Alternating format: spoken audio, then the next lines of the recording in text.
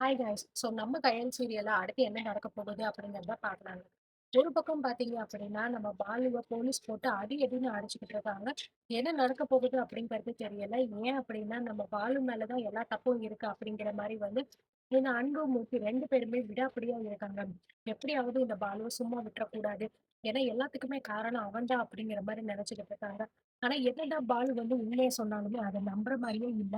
கயல் ஒரு வழியா வந்து கிடைச்சுட்டாங்க. உண்மையிலேயே இது ரொம்பவே சந்தோஷமான ஒரு விஷயம் தாங்க. கயல் வந்து என்ன ஆவா? அத யாரு காப்பாத்துவா? அப்படின்னு நினைச்சுக்கிட்டு இருந்தோம். அதிர்ஷ்டவசமா அங்க இருக்கிற ஒரு ஆளே வந்து கயலுக்கு ஹெல்ப் பண்ணி ஒரு வழியா சக்தி வந்து நல்லபடியா காப்பாத்தி கூட்டிட்டு வந்துட்டாங்க. வீட்டுக்கு வந்து நடந்த விஷயங்கள் எல்லாத்தையுமே பார்த்தீங்கன்னா, நம்ம வீட்ல இல்ல எல்லார்கிட்டயுமே கயல் வந்து சொல்றாங்க.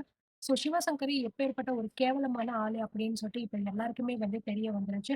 கண்டிப்பா வந்து சிவசங்கரியோட ஆட்டம் இன்னும் கொஞ்ச நாள்ல அடங்க போகுது. இதுக்கெல்லாம் சேர்த்து பயங்கரமான ஒரு தண்டனைய நம்ம சிவசங்கரி அனுபவிக்க போறோம். அது மட்டும் நல்லாவே வந்து தெரியுது.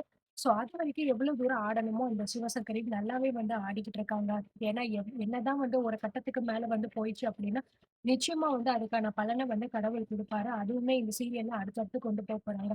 இப்போ இருக்கிற ஒரே வழி என்னன்னு பார்த்தீங்கன்னா, நம்ம எளில கண்டுபிடிக்கிறது மட்டும் தான். அப்பப்போ எளில காமிச்சுக்கிட்டு இருக்காங்க. ஒருவேள அவர் கண்ணு முழிக்க போறாரோ அப்படிங்கிற மாரி. கண்ணு முழிச்சா கூட நல்லா தான் இருக்கும் அப்படின்னு தான் வந்து தோணுது. ஒருவேள கண்ணு முழிச்சுட்டு திடீர்னு எல்லாத்தையும் மறந்துருவாரோ! அப்படின்னு ஒரு பக்கம் கொண்டு போற மாரி இருக்கு. ஏன்னா தலையில தானே அடிச்சிருக்காங்க. தலையில அடிச்சு இவ்ளோ நாள் வரைக்கும் அவர் வந்து கோமால தான் இருந்திருக்காரு. உயிர் பொழைப்பாரா? மாட்டாரா? அப்படிங்கிற மாரி தான் வந்து நெனச்சுக்கிட்டு இருந்தாங்க. அதனால தான் இன்னும் வரைக்கும் அப்சர்வேஷன்ல வச்சிருக்காங்க. ஆனா என்ன ஒரு விஷயம் அப்படின்னா, கயல் வேலை பார்க்குற அதே ஹாஸ்பிட்டல்ல தான் வந்து பார்த்தீங்கன்னா, நம்ம எழில அட்மிட் பண்ணியிருக்காங்க. கயலுக்கு தெரிஞ்சவங்க எத்தனையோ பேர் அங்க இருக்காங்க. ஒருத்தர் கூடவா அந்த எழில வந்து பார்க்கல. பார்த்துட்டு இவங்க உங்க ஹஸ்பண்ட் அப்படின்னு சொல்லிட்டு யாருமே கேட்கலையா அப்படின்னு தெரியல. இல்ல அப்படின்னா கயலோட ஹஸ்பண்ட் எழில் இவர் தான் அப்படின்னு யாருக்குமே தெரியாம இருக்கா என்னன்னு தெரியல. இதுவரைக்கும் அதுக்கான இன்ஃபர்மேஷன் எதுவுமே வந்து சொல்லல. வீட்ல இந்த பக்கம் பார்த்தீங்க அப்படின்னா, நம்ம மூர்த்தி அந்த 2 பேருமே பயங்கரமா கோவப்படுறாங்க. சிவசங்கரி மேல. அந்த பொம்பளைய நான் வந்து முன்னாடியே நெனச்சேன். இப்படிப்பட்ட ஒரு காரியத்த அவ தான் பண்ணியிருப்பான்னு. நான் சொன்ன மாரியே கரெக்ட்டா அவ பண்ணியிருக்கா பாத்தியா? இதுக்கப்புறமும் அவள சும்மா விட்டோம்னா, அது சரிப்பட்டு வராது. அவள நான் உயிரோட விடப்போறது கிடையாது. கொன்னுட்டு கூட நான் ஜெயிலுக்கு போக ரெடியா இருக்கேன் அப்படின்னு சொல்லிட்டு பார்த்தீங்கன்னா, இந்த பக்கம் மூர்த்தி ரொம்பவே கோவப்பட்டுக்கிட்டு இருக்காரு.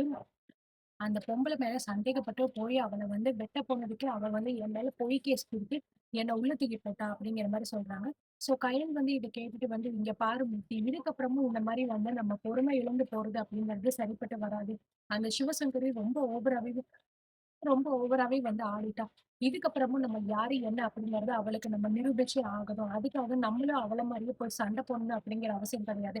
அவ கிட்ட பணம் இருக்கிறதுனால எந்த போலீஸ் கிட்ட அவ போய் கம்ப்ளைண்ட் பண்ணாலும் உடனே அந்த கம்ப்ளைண்ட் எடுத்து நமக்கு எதிரா தான் பண்ணிக்கிட்டு இருக்காங்க. நம்ம என்ன பண்றோம், ஏது பண்றோம் அப்படின்னு சொல்லிட்டு எதையுமே அவங்க வந்து விசாரிக்கவும் மாட்டேங்கிறாங்க அப்படிங்கிற மாரி சொல்றாங்க. ஆமாக்கா, அதுதான்க்கா எனக்கு வந்து ரொம்ப கடுப்பா இருக்கு.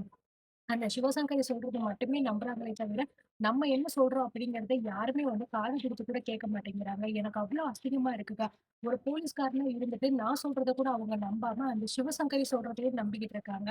ஆனா உண்மையிலேயே சொல்லணும்னா, பணம் யார்கிட்ட இருக்கோ அவங்ககிட்ட இந்த உலகத்துல மரியாதை அப்படிங்கிற மாரி தான் இருக்கு அப்படின்னு சொல்லும்போது, நீங்க பாரு அன்பு, மூர்த்தி 2 பேருமே அவசரப்பட்டு நீங்க கோவப்படாதீங்க. இதுக்கப்புறமும் அவங்கள நம்ம வந்து எதிர்க்கணும் அப்படின்னா, நம்ம கண்டிப்பா வந்து வேற ஏதாவது வழியில தான் பார்க்கணும். அதுக்கு முன்னாடி நம்ம வந்து எலில கண்டுபிடிச்சணும். என் எலிலுக்கு என்ன ஆச்சு அப்படிங்கிறது எனக்கு இன்னும் தெரியல.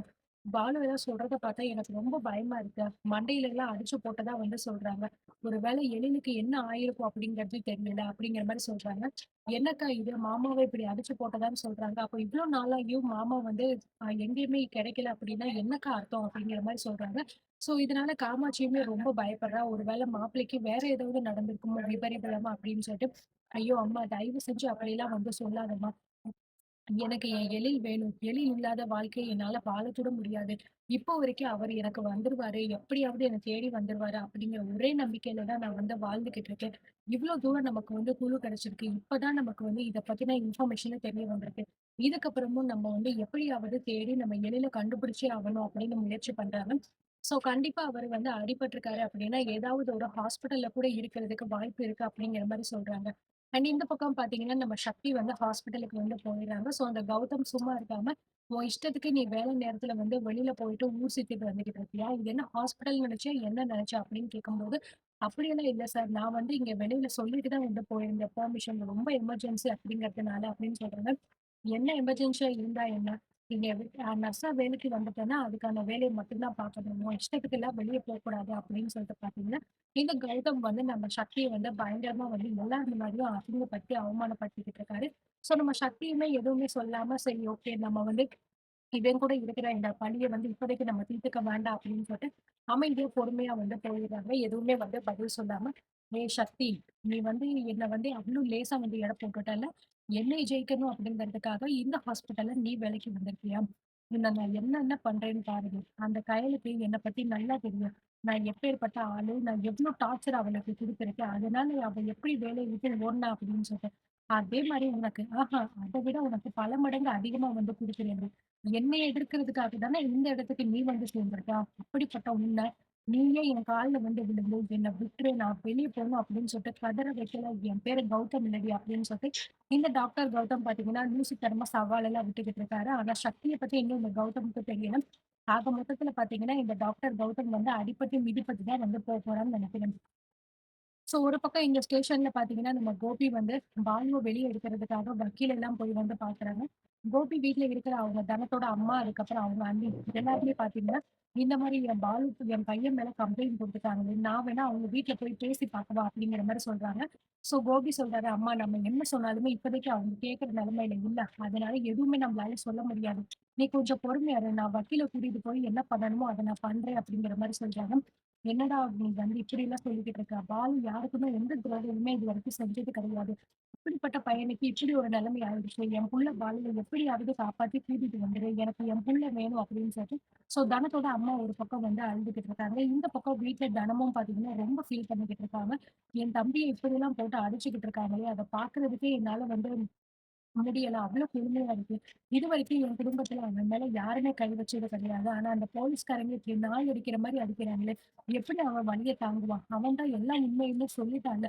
சொன்னதுக்கு அப்புறமும் இந்த மாரிலாம் பண்றது அப்படிங்கிறது எந்த வகையில நியாயம் அப்படின்னு சொல்லிட்டு பார்த்தீங்கன்னா, நம்ம தனம் வந்து ரொம்ப கோவப்பட்டு ரொம்பவே அழுகுறாங்க. இருந்தாலுமே வீட்ல உள்ளவங்களால எந்த பதிலும் சொல்ல முடியல. நம்ம காமாட்சி கூட எதுவுமே சொல்லாம அமைதியா தான் வந்து இருக்காங்க. "என்னத்த நான் இவ்ளோ தூரம் சொல்லிக்கிட்டு இருக்கேன். நீங்க கூட எனக்காக சப்போர்ட் பண்ண மாட்டீங்களா?" அப்படின்னு சொல்லும்போது என்ன சொல்ல சொல்ற தனம்? இதுக்கு முன்னாடியே தெரிஞ்சிருந்துச்சு அப்படின்னா, இவ்ளோ பெரிய பிரச்சனை வந்திருக்காது. அது மட்டும் கிடையாது. ஒருத்தர் மேல கோவம் இருந்துச்சு அப்படின்னா, இப்படி பண்ணணும்னு சொல்லிட்டு என்ன அவசியம் இருக்கு? அப்படி பண்ணாம பேசி தீர்த்திருக்கலாமே அப்படின்னு சொல்லும்போது, ஐயோ! அத்தை அவங்க கோவத்துல என்னமோ பண்ணிட்டாங்க. அதுக்கு யாரு என்ன அத்த பண்ண முடியும்? அப்படின்னு சொல்லிட்டு பார்த்தீங்கன்னா, நம்ம தனம் சொல்றாங்க. மூர்த்தி வந்து சொல்றாரு, "இங்க பாருடி, நீ சொல்றதெல்லாம் கேட்கணும் அப்படின்னு சொல்லிட்டு எங்களுக்கு எந்த அவசியமும் கிடையாது. உன் தம்பி பாலு இந்த ஜென்மத்துல இல்ல, எப்பயுமே அவனால வெளில வரவே முடியாது. அவன போலீஸ் ஸ்டேஷன் தாண்டி கடைசி வரைக்கும் இருக்க போறான். ஜெயில்ல தள்ளாம விடவே மாட்டேன்டி அப்படிங்கிற மாரி வந்து சொல்லிக்கிட்டு இருக்காங்க.